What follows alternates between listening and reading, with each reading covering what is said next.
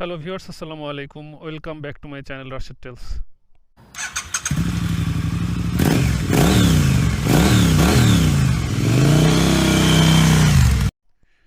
Viewers, আপনারা জানতে চেয়েছিলেন আসলে T5টার সর্বশেষ কী করলাম, সর্বশেষ অবস্থাটা কী। মাঝখানে একটা ভিডিও আপনাদেরকে যদিও দিয়েছিলাম, কিন্তু আসলে একটা আপডেট আছে বাইকটার। সেটা হচ্ছে আমি তাদের সাথে সর্বশেষ কথা বলার একটা সুযোগ পেয়েছিলাম। অর্থাৎ তাদের হায়ার অথরিটির একজন আমি যোগাযোগ করেছিলাম, তারপরে কথা বলেছিল। তো কথা বলার পরে সে যেটা জানালো সে হচ্ছে যে আমাকে যদি ব্যাটারি নষ্ট হয়ে যায়, অর্থাৎ ব্যাটারি তো অলমোস্ট শেষ, অর্থাৎ 30-35 বা 40 সর্বোচ্চ যাচ্ছে, 40 যাচ্ছে না, 30-35 কিলোমিটার যাচ্ছে। তো এই অবস্থায় আমি যদি ব্যাটারিটা হচ্ছে চেঞ্জ করি, তো সেক্ষেত্রে তারা নতুন ব্যাটারি দিবে। এবং একটা ব্যাটারি যেটা আমার নষ্ট হয়ে গেছে, অর্থাৎ ফুলে গেছে যে ব্যাটারিগুলো, এইগুলো শুধু চেঞ্জ করে দিবে না, আমাকে নিলে হচ্ছে পুরো সেট আপটা নিতে হবে। অর্থাৎ 34,000 টাকা দিয়ে তাদের ফুল সেট আপটা আমাকে পারচেস করতে হবে, সেটাও আমি নিতে রাজি ছিলাম। কিন্তু বিষয় হচ্ছে যে সেই ফুল প্যাকেজটা নেওয়ার পরেও তারা হচ্ছে আমাকে কোনো ধরনের ওয়ারেন্টি বা কোনো গ্যারান্টি তারা দিবে না, একদম একদিনেরও না। অর্থাৎ আমি ব্যাটারিটা নিয়ে যদি আবার 2 মাসের মধ্যে আমার কোনো ধরনের সমস্যা তৈরি হয়, সেক্ষেত্রে তারা কোনো ধরনের দায় নিতে রাজি নন। তো এই অবস্থাতে আমি কি করতে পারি? আমাকে এখন যেটা করতে হবে সেটা, আমি তো তাদের কাছ থেকে যে সাপোর্টটা আমি পাচ্ছি এখন, এটা তো আসলে কোনো ধরনের কোনো সাপোর্ট না। এটা হচ্ছে তাদের কাছ থেকে এটাকে কি বলে, একটা পণ্য আমি ক্রয় করব। ক্রয় করার পরে হচ্ছে তারা আমাকে আবার একটা বিপদের মধ্যে ফেলার চেষ্টা করতেছে। অর্থাৎ আমি আবার 34,000 টাকা দিয়ে একটা ব্যাটারি নিব, একটা ফুল সেট আপ নিব, তারা সেখানে কোনো ধরনের ওয়ারেন্টি বা গ্যারান্টি দিবে না। অর্থাৎ বিক্রয়োত্তর যে সেবাটা আমরা পেয়ে থাকি, সে ধরনের কোনো সেবা তারা দিবে না। অর্থাৎ তাদের কোনো লায়াবিলিটিস নাই এক্ষেত্রে। আমার ব্যাটারিটা যদি 2 দিন পরেও নষ্ট হয়ে যায়, আমি সেক্ষেত্রে তারা কোনো দায় দায়িত্বে থাকবে না। অর্থাৎ আমার এটা নষ্ট হয়ে গেলে তাদের কোনো দায় নাই। তে অবস্থায় কি তাদের ব্যাটারিটা বা তাদের পণ্যটা আমি ক্রয় করতে পারি? যেহেতু তারা একটা স্কুটার, একটা ইলেকট্রিক বাইক আমার কাছে সেল করে সেটার কোনো ধরনের কোনো প্রতিশ্রুতি তারা রক্ষা করতে পারে নাই। এই অবস্থায় তাদের কাছ থেকে আরেকটা পণ্য নেওয়া কি উচিত হবে? আপনারাই বলেন।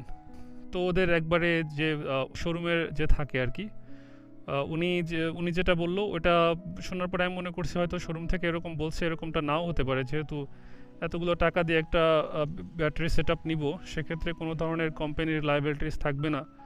তো এইটা তো হতে পারে না। আমি তারপরে চিন্তা করলাম যে তাহলে আমি একটু ওদের হায়ার অথরিটির সাথে কথা বলি। তো উনিও সেম একই কথা বললেন। তো এটা শোনার পরে আমি আর নতুন করে ওদের সার্ভিসটাও নেই নাই, যেহেতু আমি অনুমান করতে পারছি যে আমার ব্যাটারিটা ডাউন হয়ে গিয়েছে। 3টা ব্যাটারি পেছনের সারির, অর্থাৎ এইখানটাতে তো আপনার ব্যাটারিগুলো থাকে, এই যে ফুট রেস্ট এরিয়াটা, এইখানে ব্যাটারিগুলো থাকে। তো এইটার এদিকটাতে একদম এই সিটটা খুললে, এটা খোলার পরে এটা তোলা যায়, আপনারা জানেন অনেকে। এখানে চাবি দিয়ে এখানে উঠানোর পরে এই যে একটু দেখাই আপনাদেরকে, এখানে হচ্ছে চাবিটা প্রেস করতে হবে বাঁ দিকে, করার পরে তো এই যে সিটটা খুলে গেল। দেন এখান থেকে এই যে নাট বোল্টগুলো আছে, এগুলো হচ্ছে খুলে, ভেতরে কিছু নাট বোল্ট থাকে এইখানটাতে। তো এই নাট বোল্ট খুলে হচ্ছে এটা খুলে ফেলা যায়। তো এটা তোলার পরে এখানে পেছনের সারির যে ব্যাটারিটা, এটা দেখা যায়। তো আমি ব্যাটারিটা দেখলাম, দেখে পেছনটা আসলে একটু ফোলা মনে হলো। তো আমি অনুমান করছি যে ব্যাটারিটা নষ্ট হয়ে গেছে বা ডাউন হয়ে যাচ্ছে, এরকম একটা অবস্থা। তো এই অবস্থায় আমি নতুন করে আমাকে ব্যাটারি সেট আপটা যেটা ওটা নিয়ে ইনস্টল করতে হতো। বলল যে আপনাদের 1-2টা ব্যাটারি, ওগুলো কোনোভাবেই রিপেয়ার করে দেওয়া যাবে না, আপনার নিলে পুরো সেটই নিতে হবে। যেহেতু সার্ভিস সম্বন্ধে জানলাম যে ওনারা কী ধরনের সার্ভিস দিবে, কী বৃত্তান্ত, সেটা জানার পরে আর ওনাদের ব্যাটারি সেট আপ যেটা, সেটা নেওয়ারও কোনো প্রয়োজন অনুভব করলাম না। কারণ আমার যদি এখন 20 কিলোমিটারও যায়, সেটা এক চার্জে গেলেও আমি যতদিন এভাবে চলতে পারি আর কি, এভাবে চলতে হবে। যেহেতু ব্যাটারিতে 1-2টা ব্যাটারি এভাবে রিপেয়ার করা যাচ্ছে না, তো এটাতে যতদিন যায় আর কি। যেহেতু পুরনো ব্যাটারি সেল করতে গেলে একদম নষ্ট হয়ে যাওয়া ব্যাটারিরও যে দাম, এমনিও ব্যাটারিরও সেই দামই আমাকে হয়তো দিবে। তো সেক্ষেত্রে আমি আর নতুন করে ব্যাটারি আপাতত ইনস্টল করছি না, এটা হচ্ছে আপডেট। আর পরবর্তীতে ব্যাটারিটা চেঞ্জ করার সময় আমি লিথিয়াম ফসফেট ব্যাটারি, অর্থাৎ যেটা হচ্ছে অনেক বেশি রেঞ্জ থাকে এবং দামটাও বেশি, এরকম একটা ব্যাটারি সেট আপ করার চেষ্টা করব যদি সম্ভব হয়। একটু সমস্যা হতে পারে যেহেতু এইখানে যে ব্যাটারির যে এরিয়াটা, এই জায়গাটা, এই যে ফুট রেস্টের এইখানটাতে এবং সিটের এই নিচে, এই সামনের অংশটা থেকে এই সোজা নিচে, তো ওইখানে যে ব্যাটারির যে ওদের সেট আপ করার যে জায়গাটা, ওই জায়গাটার সাথে লিথিয়াম ফসফেট ব্যাটারিটার শেডগুলো মানে ব্যাটারিগুলো মিলবে কি না, এইটা হচ্ছে একটা কনসার্ন। এইটা যদি মিলে যায় তাহলে আমি চেষ্টা করব যে লিথিয়াম ফসফেট ব্যাটারিটা ইনস্টল করার জন্য। যদিও টাকা কিছু বেশি গেলেও আমি সবথেকে ভালো কোয়ালিটির ব্যাটারি নেওয়ার চেষ্টা করব। এবারে আসি রানারের আর একটা ধোঁকাবাজিতে। এটা হচ্ছে তাদেরকে বললাম যে আপনারা তাহলে লিথিয়াম ফসফেট ব্যাটারি আমাকে দেন, আমি সেটা ইনস্টল করি। তো ওরা বললো যে আমাদের ব্যাটারিগুলো সব গ্রাফিন ব্যাটারি। তো তারা শুধুমাত্র গ্রাফিন ব্যাটারি সেল করে, এটা হচ্ছে বিষয়। তারা গ্রাফিন ব্যাটারি বলে, আসলে পিওর আমি যতটুকু মনে করি বা যতটুকু আমার এক্সপিরিয়েন্স, এটা পিওর গ্রাফিন ব্যাটারি না।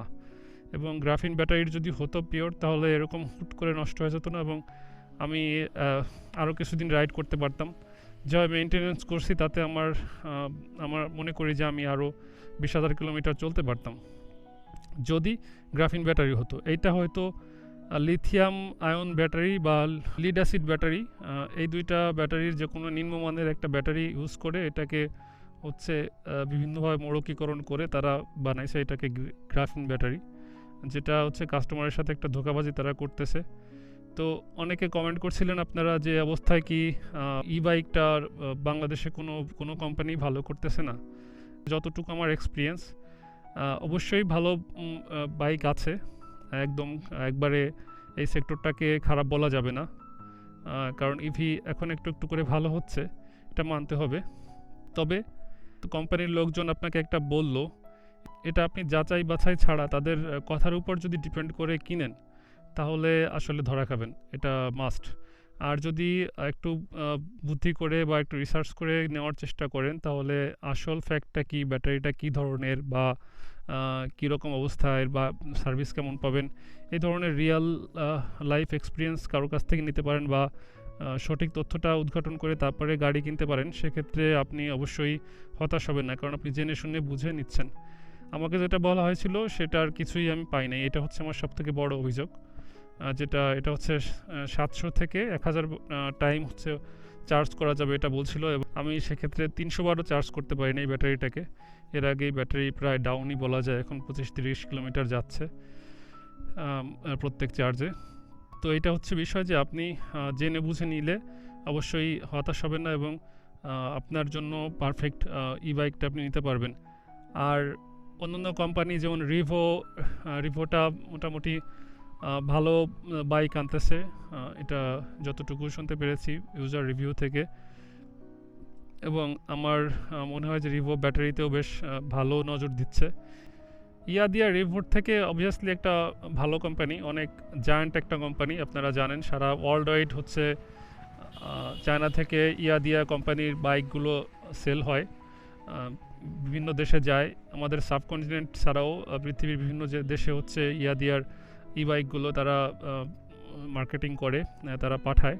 তো সেক্ষেত্রে আমাদের এদেশে ইয়াদিয়ার আশাটার হচ্ছে বলবো যে প্রসেসটা ঠিক ছিল না, কারণ রানারের মতো একটা অখাদ্য কোম্পানির হাত ধরে হচ্ছে ইয়াদিয়া এই দেশে আসছে। আপনারা অনেকে জেনে থাকবেন রানারের হাত ধরে এদেশে আরেকটা নামি দামি কোম্পানি এসেছিল, যেটা হচ্ছে আমাদের ইয়াং জেনারেশনের স্বপ্নের বাইক, যেটা কেটিএম ডিউক, যেটা এই কেটিএম রানারের হাত ধরেই এদেশে এসছে। কিন্তু তাদের অবস্থাটা দেখেন, তারা কীভাবে কেটিএমটা ডুবাইছে। অনেক ভালো কোম্পানি, ইন্ডিয়াতে কেটিএমের অনেক জনপ্রিয়তা, সেই হিসাবে আমাদের দেশে কেটিএম কয়জনে চালায়? শুধুমাত্র তাদের রানারের মতো একটা কোম্পানির মাধ্যমে তারা এদেশের বাজার ধরতে চেয়েছিল, এবং আমি বলবো যে পুরোপুরি ব্যর্থ হয়েছে। তো এক্ষেত্রে ইয়াদিয়াও সেম পথে হেঁটেছে, রানারের মতো একটা বাজে একটা কোম্পানির সাথে যারা জড়িয়ে নিজেদের নামকে তো ডুবাইছেই, এবং যত দুর্নাম এখন গোছাচ্ছে, এটার জন্য ইয়াদিয়াও এদেশে খুব বেশি দিন এভাবে ভালো চলতে পারবে না। যদি ইয়াদিয়া নিজস্বভাবে একদম নিজে এই দেশে মার্কেটিং করে এবং প্রোডাক্টগুলো নিজেরা আনে এবং সার্ভিসিংয়ের ব্যাপারে একটা ইন্টারন্যাশনাল একটা স্ট্যান্ডার্ড মেনটেন করে, তাহলে অবশ্যই ইয়াদিয়া ভালো করবে, কারণ ইয়াদিয়ার বাইকগুলো এই ব্যাটারি পার্টটা যদি বাদ দিই আসলেই বিল্ড কোয়ালিটি বলেন, কালার কোয়ালিটি বলেন, এটা বেশ ভালো, এটা মানতেই হবে। রানার এখানে যেটা করে এই ব্যাটারিগুলো তারা মডিফাই করে নিয়ে আসে, প্লাস কালার কোয়ালিটি বিল্ড কোয়ালিটিতেও কম্প্রোমাইজ হয়তো করে, কারণ এখানে প্রাইসের একটা ব্যাপার থাকে। চায়না এমন একটা দেশ যেখানে আপনি গিয়ে যদি আপনার চাহিদা দেন যে আপনি $1000 10টা মোবাইল ফোন চান, সেক্ষেত্রে 10টা মোবাইল ফোন তারা তৈরি করে দিতে পারে, এবং যদি আপনি $1000 একটা ফোন চান সেটাও তারা তৈরি করে দিতে পারে। অর্থাৎ তারা হচ্ছে কি ক্রেতার চাহিদার উপর ডিপেন্ড করে তারা প্রোডাক্ট বিল্ড করে থাকে। তো এক্ষেত্রে যদি কোম্পানি নিজেদের মাধ্যমে দেশে আসে, সেক্ষেত্রে তাদের মতো করে তারা অরিজিনাল প্রোডাক্টটা একদম তারা চায়নাতে যেটা বিল্ড করতেছে ওই প্রোডাক্টটাই যদি আমাদেরকে দেয়, অবভিয়াসলি দেশে তারা টিকতে পারবে। কিন্তু এভাবে যদি রানারের মাধ্যমে চলতে থাকে, যার কোনো নিজেরই অস্তিত্ব বিলীনের পথে, সেরকম একটা কোম্পানির মাধ্যমে যদি তারা এই দেশে আসতে চায়, কখনোই তারা এখানে রান করতে পারবে না। কারণ রানারের বেশ দুর্নাম, অনেক দুর্নাম রয়েছে তাদের। যে এমনিতে যে বাইকগুলো রয়েছে এখানে সার্ভিস ভালো না, বাইকের সার্ভিস তো ভালোই না, এবং শোরুমের সার্ভিসিং পয়েন্টের সার্ভিসিং ভালো না, পার্টসের অত্যাধিক পরিমাণ দাম, যেটা হচ্ছে একটা জাপানিজ যে বাইকগুলো আছে এই জাপানিজ বাইক থেকেও ওদের পার্টসের দাম কিছু কিছু ক্ষেত্রে বেশি। আমি আগেই বলেছিলাম যে এখানে একটা এই যে ছোটো চাকা 10 ইঞ্চি একটা চাকা, এই চাকার একটা ব্রেক প্যাড, এই চাকার একটা ব্রেক প্যাডের দাম তারা রাখলো $350।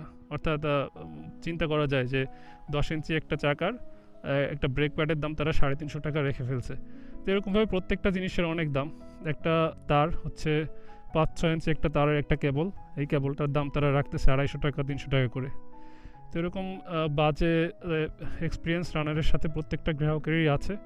তো আপনাদের কমেন্টে ফিরে আসি, আপনারা যারা জানতে চেয়েছিলেন যে বাইক কিনবো কি কিনবো না, ওই যে একই কথা থাকলো, জেনে বুঝে কিনবেন। এবং বাইক অবশ্যই ভালো বাইক আমাদের দেশে এখন আসছে, আপনার বাজেটের সাথে মিল রেখে সব কিছু জেনে বুঝে নেওয়ার চেষ্টা করবেন, তাহলে একটা ভালো বাইক আপনি নিতে পারবেন, ভালো বাইক নিতে পারবেন। তো এই ছিল আপনাদের কমেন্টের উপরে আমার মতামত। ভিডিওটা বড় করব না, আর সন্ধ্যা হয়ে যাচ্ছে। এতক্ষণ যারা আমাদের সাথে ছিলেন সবাইকে অসংখ্য ধন্যবাদ। যারা চ্যানেলে নতুন প্লিজ চ্যানেলটি সাবস্ক্রাইব করে দিবেন, আর যারা অলরেডি সাবস্ক্রাইব করেছেন সবাইকে অসংখ্য ধন্যবাদ। নতুন ভিডিওতে আবার দেখা হচ্ছে ইনশাল্লাহ। সে পর্যন্ত সবাই ভালো থাকুন, সবাইকে ধন্যবাদ। আসসালামু আলাইকুম।